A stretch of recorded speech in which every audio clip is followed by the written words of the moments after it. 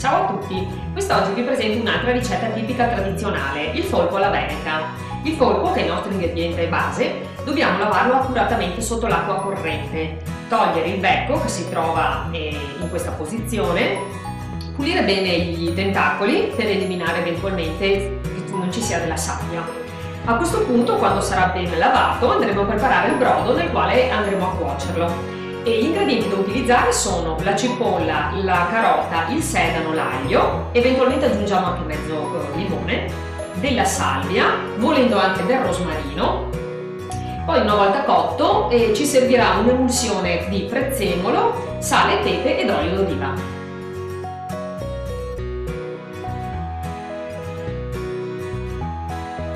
Il brodo a questo punto è pronto. Andiamo ad immergere il folpo utilizzando questa procedura. Lo prendiamo in questa maniera, in modo che i tentacoli siano tutti rivolti verso il basso. Immergiamo un attimino i tentacoli e poi li alziamo in modo che vadano ad arricciolarsi. Questa procedura la facciamo per 3 o 4 volte e dopodiché possiamo lasciare direttamente il folpo nell'acqua.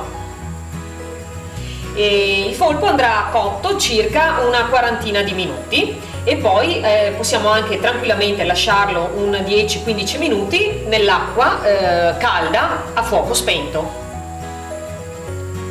In attesa che il folpo si cuocia, prepariamo l'emulsione, quindi andiamo a tritare del prezzemolo fresco, poi andremo ad aggiungere dell'olio d'oliva, del sale e del pepe.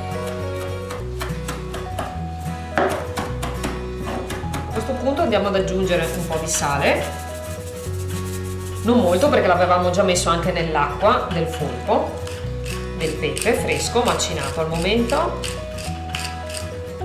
olio d'oliva.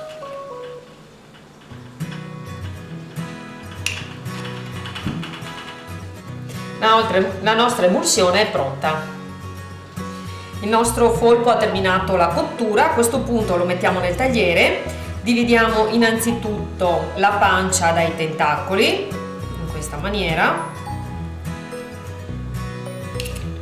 I tentacoli li tagliamo uno alla volta e poi, quando saranno stati tagliati, andiamo a dividerli a metà o anche in 3 pezzi, dipende da un po' dalla lunghezza che hanno i tentacoli e al nostro gusto personale. La stessa cosa faremo con la pancia, in questo caso è abbastanza piccolina, la tagliamo a metà e poi andiamo a tagliarla in piccoli pezzi.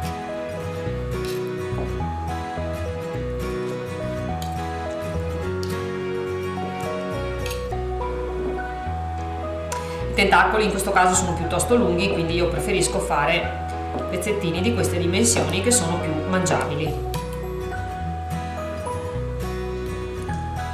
Ora che abbiamo terminato di tagliarlo, aggiungiamo l'emulsione col prezzemolo, il sale, il pepe e l'olio d'oliva che avevamo fatto precedentemente, così nel frattempo l'olio si è anche aromatizzato.